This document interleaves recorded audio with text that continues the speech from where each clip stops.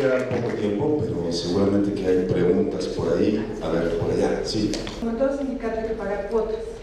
Si uno no trabaja, no tiene para pagar las cuotas. Si el sindicato ve que uno no trabaja, pues tampoco es un miembro bien recibido. No, es que no. Perdón, mi duda Somos de es, cine. Sí, claro. Mi pregunta es, ¿cuál es la cuota para los miembros del sindicato para poder acceder a estos beneficios?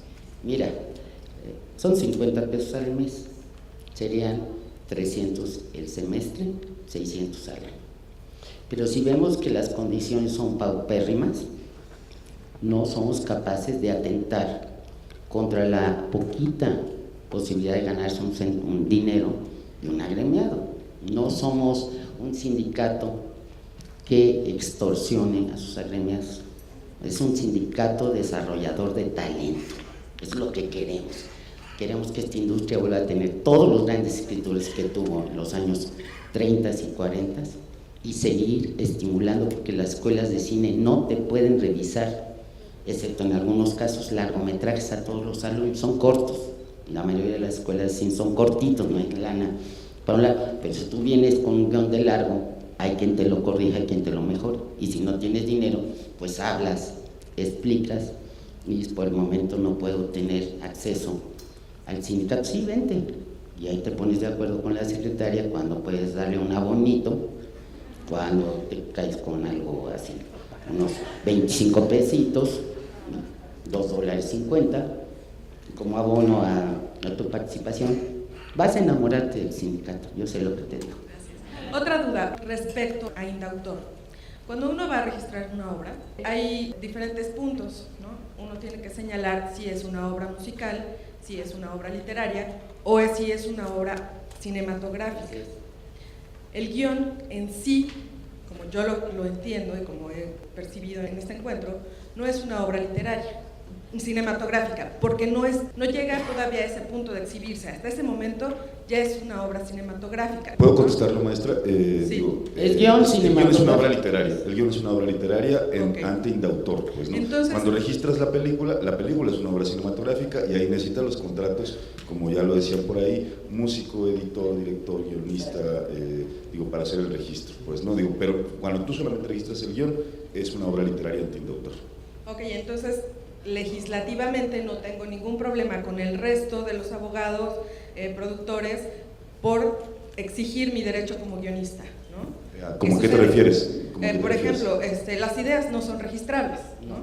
Como tal no son registrables, pero si mi película se llama Adiós a Lenin, digamos, ¿no? Pero le cambio el nombre y es la misma historia y le cambio el nombre de Adiós a Pancho Villa, ¿no? Y sigue siendo la misma obra, alguien me robó. Sí, seguro, pero ahí lo que en una legislación, lo que va a ocurrir es que si tú tienes un registro previo de esa obra, vas a ganar cualquier juicio al respecto. Por eso la maestra Marcela insistía como en el registro de las obras. Si tú tienes el registro y alguien te plagió y sabes que alguien te plagió y la historia es la misma, tú tienes un registro previo de autor que te va a amparar, pues, ¿no? Y no hay más nada, ¿no? Los títulos tampoco se registran, por ejemplo, ¿no? Claro, esa es como duda general. Muchas gracias. Mi nombre es Roque Ascuaga. Pensando en adaptar hechos reales, pero por ejemplo en el caso específico de que a mí me gusta una historia, un hecho real, pero esa persona ya no vive, pero murió hace relativamente poco, pero sus familiares sí están vivos. ¿Qué ocurre en ese caso, por ejemplo? Tienen derecho los familiares. Te aviso, Pedro Infante ya es copyright, Tintán ya es copyright, lo registró la familia, ya tú no puedes tocar nada de Pedro Infante y, por ejemplo, de Tintán ni de Cantinflas. Hay copyright, si hay herederos, son dueños de los derechos y te pueden impedir hacer la historia que tú quieras, a menos que ellos te la aprueben. Tienes que solicitar autorización de sus familiares. Pero el caso de que no fuera ningún artista, ningún intelectual que haya producido ninguna obra artística, simplemente su vida, lo que le pasó, una cosa que yo vi en un periódico, por ejemplo, una noticia que se me hizo muy interesante, pero esa persona ya murió. Ah, no, pues ese no tienes problema, nada más cambiarle el nombre, no digas en qué periódico lo viste, te lanzas, lánzate. como quien dice, es un desconocido. Exacto. No hay problema. No, yo creo que exactamente de acuerdo con la maestra, es lo mismo. El asunto es que ustedes recuerdan que siempre las películas se curan en salud, decir que cualquier hecho es pura coincidencia. Sí, eso es cierto, esto es muy bien. Sí. Hay una leyenda al final: cualquier semejanza con la realidad es meramente coincidencia. Ya, termina uno, aunque sea hablar de la vida de Nixon. ¿Sí? Yo me llamo Ana Cris, soy de Ecuador y mi pregunta es si, por ejemplo, yo registro un guión en mi país, ¿está protegido en el resto del mundo? Sí. Si no lo registró en Washington, no está protegido en el resto del mundo. Perdón, ya ni el autor, tienes protección en el resto del mundo. Tienes que mandarlo a la biblioteca del Congreso de Washington, yo les digo cómo luego, o a Writers Guild of America, que también tienen o sea, está protegido en México, pero te pueden fusilar un guión en Patagonia, ¿eh? Ya lo están haciendo con muchas cosas, perdón que no se ven a ofender los argentinos, pero sí se han fusilado hasta telenovelas y se las vuelven a vender a Televisa. Que me parece que hay justicia inmanente. Tengo una pregunta para Rafael Montero respecto a su experiencia cuando quiso hacer su película en español y le dijeron no, tiene que ser en inglés. ¿Hasta qué punto sería factible aprovechar esa oportunidad de decir, ok, está bien, me das el dinero para los escenarios, los vestuarios, y con todo ese dinero voy a filmar la misma película en español y en inglés, y tengo 2 películas sobre lo mismo, tú llévatela al mercado inglés y yo me quedo acá con mi versión en español y le sacamos el doble de dinero? Yo creo que se pierde muchísimo la idea original, ¿no? En el caso concreto del proyecto que yo quería hacer, es una historia que trata sobre la identidad del pueblo mexicano, ¿no? Entonces, yo pienso que si hubiera sido otro proyecto, otra historia, que no tuviera que ver con ese tema, realmente es lo que a mí me interesaba contar en esa historia, hubiera dicho, claro, vamos, ¿no? Pero en este caso creo que era como traicionar el espíritu original del guión, ¿no? Pero sería factible, se pudiera... Sí, se ha hecho, sí.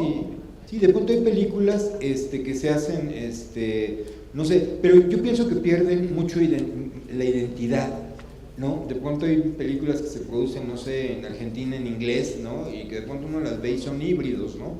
Que no son películas realmente de ningún lado, ¿no? Y yo pienso que una parte importante es que las películas tengan esa identidad propia de donde se están contando las historias, ¿no? A ver, yo ya salí motivadísima para ir al sindicato de escritores, pero mi pregunta es, si yo además de escribir un guión de una peli, escribiera una serie de televisión, algo así, ¿no me juntan? Porque es de escritores de cine y yo escribí para televisión, ¿o también me protegerían? No, ahí sí tienes que ir a Sogem, te mando. Somos cine nomás. Pero escríbete uno de cine. Sí. Quería preguntarle al maestro Carlos Henao, yo soy Elías Godoy, y viendo la película de La vendedora de rosas, los personajes, los niños en específico, son muy reales. Hay una cosa que es clave frente a un actor, sea actor no profesional, actor natural, es que tiene que resolver el mismo problema, es decir, crear un personaje, ¿no? Interpretar un personaje, tanto un actor natural como un actor no profesional.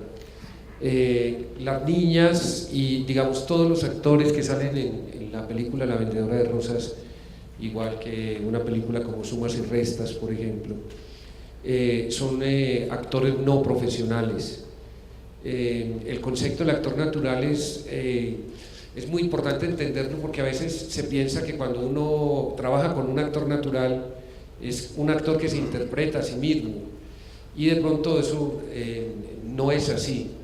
Es decir, por ejemplo, en el caso de Mónica, la protagonista de La vendedora de rosas, es una niña, o era una niña muy inteligente, muy perceptiva con el entorno que lo rodea. Digamos que en un 90% de lo que interpreta en la película no lo había vivido literalmente, pero sí tenía esa experiencia de la calle. del mundo de la calle. De hecho, Lady Tavares, que es la actriz, pues bueno, ella no, la motivación que tenía en el personaje de ficción era que lo que más amaba y quería ella era estar con su abuela, y ella, por ejemplo, en la película le tocaba interpretar que inhalaba pegante, pero ella en su vida no inhalaba pegante, no había perdido a su abuela, no tenía esa motivación, pero sí tenía toda la experiencia de la vida de la calle. Entonces, ese trabajo, en cierto sentido, de prepararlos, no es que tú lo viste y al día siguiente lo pusiste frente a la cámara, sino que es todo un proceso de preparación a través del ensayo, a través de generar una dinámica propia donde se resuelva ese problema esencial de crear un personaje. Fue todo un trabajo de preparación, igual que lo puede tener cualquier actor, obviamente con una diferencia de formación académica, pero igual todo actor, sea natural, sea profesional, tiene que resolver el mismo problema, y es crear un personaje. Diego Velasco de Venezuela, aprovechando que esto es un encuentro iberoamericano, veo que lo que comentan la maestra en México pasa a veces en Venezuela o en muchos otros países. Me gustaría saber si existe una organización internacional, o por lo menos de Iberoamérica, que de alguna manera pueda monitorear esos derechos de autor a los autores cinematográficos. Hay dos organizaciones internacionales, pero aglutinan sindicatos del espectáculo y del cine. Una se llama UNIMEI, la sede está en Suiza, en Berna. Somos parte, nuestro sindicato, de UNIMEI, que tiene japoneses, alemanes, de todas partes, del espectáculo, del cine y televisión incluida. Y está Panartes. Panartes es parte de UNIMEI, que abarca todo el norte de América hasta la Patagonia, y casi siempre está representada por actores o locutores. También los locutores son parte de esta organización gremial, argentinos. Hubo un intento de hacer FEDALA, así le pusieron, sociedades autorales a lo largo del continente, para que se enseñaran en Colombia, en Venezuela, en Brasil, a defender los escritores. Pero se agotó el dinero, lo daba, que es padrísimo, un sindicato holandés mandaba el dinero para enseñar a los escritores y a los directores a aglutinarse en sindicatos y sociedades autorales. Lo que pasa es que no concluyó ese esfuerzo, pero si al ratito me permites te doy mi tarjeta, y si yo veo que renuevan eso, mantener contacto con la gente de Venezuela. En Colombia tenemos muchos amigos, en Argentina también, en Brasil también, pero sí es el único verdadero organización que reconoce por un lado los derechos de autor y por otro lado los derechos laborales, nada más está en México. Y Estados Unidos, que muy abusados los sindicatos, nunca permitieron, las guilds, que se abrieran sociedades de recaudación o de gestión colectiva, porque entonces todo el dinero de los residuals, que otro día se los explico, ya saben que es residuals, se hubiera ido a las sociedades autorales y no a los sindicatos. Y les recuerdo que las sociedades autorales últimamente, igual que los sindicatos de todo el mundo, están teniendo problemas de credibilidad, de honradez de sus dirigentes, como está pasando con Sky ahorita, ya ha pasado con Argentores, que de pronto corren a sus presidentes, corren a sus comités ejecutivos, porque no saben administrar y no les interesa el grado de honradez que le deben a sus colegas. Ahorita lo de Sky es fuertísimo, tiene los noticieros de televisión española invadidos, cárcel para sus ejecutivos. Yo quisiera ver si aquí en México nos pelan con las quejas que tenemos con SOGEM, pero algún día llegará la justicia también. Pero ya ha habido 2 casos de sociedades autorales que también tienen actos de corrupción. Pero si me ves, te doy la tarjeta, y si más adelante se abre otra vez esta posibilidad de abrir nuevos movimientos para sensibilizar a los creadores en América Latina, encantada te aviso. Es para Marcela. Soy Lino. Es una aclaración sobre algo que has dicho antes, que a lo mejor no me ha quedado del todo claro. Yo registro un guión en España y la cobertura, digamos, es a nivel nacional, ¿no? Tú has comentado que si se registra en The Writers Guilds of America, digamos, tiene cobertura universal. No es tanto Writers Guild, nosotros porque somos parte de Writers Guild, es en la biblioteca del Congreso de Washington. Yo te doy las formas, incluso las puedes bajar por internet. Es the Library of Congress en Washington, ¿sí? Entonces eso te da cobertura. Acuérdate que aventaron a dominio público cantidad de películas francesas, mexicanas, españolas, anteriores al convenio que estableció Estados Unidos con Berna. Estábamos en dominio público, muchas películas mexicanas. Entonces por eso se tiene que registrar todo en la biblioteca del Congreso de Washington para no perder tu identidad universal, ¿sí? ¿Y sabes por qué las mandaron a dominio público? Porque no tenía la C chiquita de copyright, para que veas cómo se la gastan nuestros vecinos del norte, ¿eh? Tienes que protegerte. Yo soy Mónica Enríquez.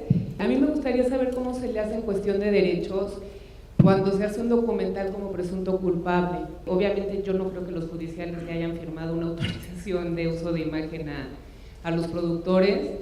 ¿Qué implicaciones legales tiene filmar ese tipo de personajes que definitivamente nunca conseguirías una autorización de su parte? Fíjate que es muy complicado, es muy complejo. Yo tuve la experiencia en Clio, ¿no? En la serie de México Siglo XX, y andábamos, cuanta gente entrevistábamos en la calle era gente que firmaba, ¿no? Para evitar cualquier problema, ¿no? En ese sentido creo que es algo que tenemos que hacer, ¿no? Porque la otra parte sí es complejísima, ¿no? De pronto sí hay toda una serie de cuestiones ahí que no se pueden definir así como a partir del derecho de autor, ¿no? Porque a final de cuentas, si esos señores no tenían una carta firmada y aparecen, ¿no? Hasta dónde pueden llegar a demandar, ¿no? Realmente son preguntas ahí complejas, ¿no? Pero realmente lo que uno tiene que hacer es eso, ¿no? De pronto en Clio era una disciplina así, pero muy, muy fuerte, ¿no? Yo hice muchos documentales que salíamos a la calle, no sé, en las elecciones cuando ganó Cárdenas, ¿no? O sea, entrevistamos una cantidad de gente impresionante y era así de que cada uno tenía que firmar su cartita por cualquier problema, ¿no? Creo que es una disciplina que como documentalistas tenemos que aprender, ¿no? Porque de pronto sí te puedes meter en unos líos grandes, ¿no? El ejemplo más claro justamente es que presunto culpable, en el que si ellos hubieran atendido a las firmas de autorización de todos, jamás en la vida hubieran logrado el resultado que tuvo. Pues sí.